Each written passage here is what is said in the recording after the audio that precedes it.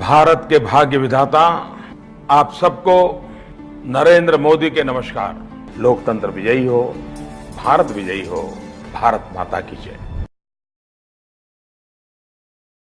That the details of the plans should not be open to public and for public dissemination. So thank you for that. I am, however, excited about the new strategy. You mentioned different ways, General Dunford, in which we'll execute this new strategy. A couple of those things: train, advise, and assist at the tactical level rather than of the conventional forces, rather than at the higher level. I think that's really great. It's worked for the Special Operations Forces in Afghanistan. Good to see that. And then also leveraging partners is exceptional, and one thing that we have not fully utilized in the past. Last week I met with 21 Afghan generals and from the Afghan National Security Force, and they too were expressing unanimous support of the new strategy, and they have a lot of confidence in this new administration. And in addition to the U.S.-led security ops, we agreed that an international effort must be utilized, supporting through NATO and other stakeholders like India, and knowing that India needs to be leveraged in the future as well. So, Mr. Secretary, I know that you were in India. Can you explain to us what their role and how we can leverage them moving forward, and that whole of government support? What does that look like? What do you envision? Senator Ernst, the Afghan people have come to have a deep and abiding affection for the Indian people. There's a collaboration there that would be based on a very generous and enduring Indian government support for development, for hospitals, schools, for roads, for all the sinews that pull a society together, especially one that's been shattered the way that one has been. The Afghan society has been since the Soviet invasion. They are going to continue. I met with Prime Minister Modi, his Minister of Defense, and his National Security Advisor. They are committed to continuing and even broadening their development support and their support of the Afghan Defense Forces in terms of repair of their equipment, training their officers and NCOs in their Indian military schools, and training the medical doctors and the medics for the Afghan army to take care of battlefield casualties. So I believe that Prime Minister Modi's efforts will actually be enhanced in the months and years ahead based on the sense that we are fully committed. He can now commit more himself to the stability and prosperity of South Asia. It's in all their best interest. Well, I appreciate that very much, and I do believe that this is up for regional partners to contribute as well. I'm glad our administration is engaging them. Thank you, gentlemen, very much for being here today. Thank you. And I apologize if this has been asked. Has it ever changed if Pakistan does not end safe havens? Does it ever change? I mean, we can continue to put more people in, have less people there, do this, do that. Does it ever stabilize if that step doesn't occur? I think it would be highly difficult to sustain any stabilization in South Asia, not just in Afghanistan, but certainly anywhere around Pakistan, India, unless safe havens are removed. Well, let me follow up with this then, General or Mr. Secretary. We've tried for a long time. We've had meeting after meeting with the Pakistan government, and I'd like both of you to answer this. What does change their mind in regards to the safe haven policy? How do you ever move that ball? I think being very clear and firm in what we expect and using all aspects of the government to bring about that change, working internationally. The reason we started with a regional strategy, we didn't start with Afghanistan and then work outwardly, was to make certain we began with a recognition of the role of India, of Russia, of China, of Pakistan. What carrot or stick, for want of a better term, moves the Pakistan government to change? Well, there are a number of lines of effort being put together now in Secretary of Treasury's office, Secretary of State's office, my own office, the intel agencies. We are also working with Secretary General Stoltenberg to ensure that NATO's equities are brought to bear.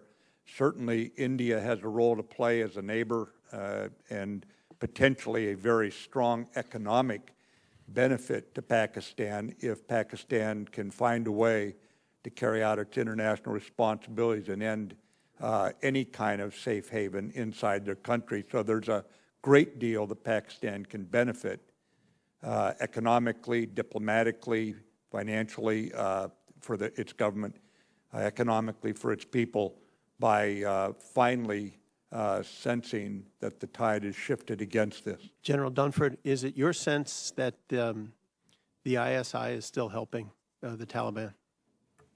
Senator, I think it's clear to me that the ISI has connections with terrorist groups. And if I could just follow up on something Secretary Mattis said, I think over the last several years, we've had a bilateral approach to trying to affect the change in Pakistan's behavior. And if you think about the coalition, we still have 39 nations that are part of the coalition in Afghanistan and many other interested nations. And so, you know, to answer to your question, what one thing might change Pakistan, I don't think there is one thing that would change Pakistan, but I find it hard to imagine that we can't get more cooperation if we can fully leverage the multilateral approach with 39 nations that are part of the coalition in Afghanistan, with the other nations now, to include China and India, that are not in the coalition but clearly have vital national interests inside of South Asia. If we can have a diplomatic and economic effort that harnesses all of that potential multilaterally, it seems to me we have a much better chance than we have had to date with a bilateral approach. If I could switch to North Korea for a minute, and this is obviously speculation, but what do you think gets Kim Jong-un to put a halt? What do you think is what he is looking for in terms of either a decision to make a halt because he feels threatened and or a decision to halt because he feels maybe there's a path forward here?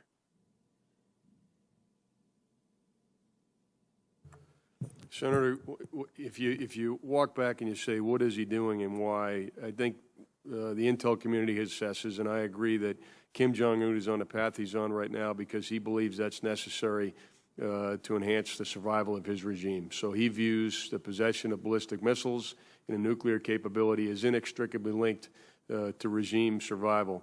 What I think Kim Jong-un needs to realize is he cannot survive with ballistic missiles and nuclear weapons because the international community will not allow him to survive. And I think if there was one area that has been identified by many people as maybe being the one that would most profoundly change his behavior, it would be the loss of oil.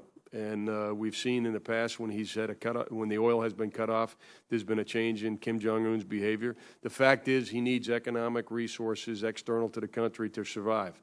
And I think when he starts to have the risk calculation of the path he's on and actually the regime surviving because of economic resources necessary for it to survive, that's the best potential, which is why I think we should support Secretary Tillerson's current path of diplomatic and economic pressure to convince him that being a part of the international community, and a key component of Secretary Tillerson's plan has been the prospect of North Korea entering back into the community of nations and addressing their economic challenges. When he views the chances of doing that are more important than the path that he's on, I think that there's a potential for change. And again, we're prepared with a military option should that fail, but I think we're all at this point doing what we can to make sure the economic and diplomatic pressure campaign gets a full opportunity to succeed. I want to thank you both for your service to the country. Thank you. The troops have done a yeoman's job out there in enlisting other forces to work alongside us.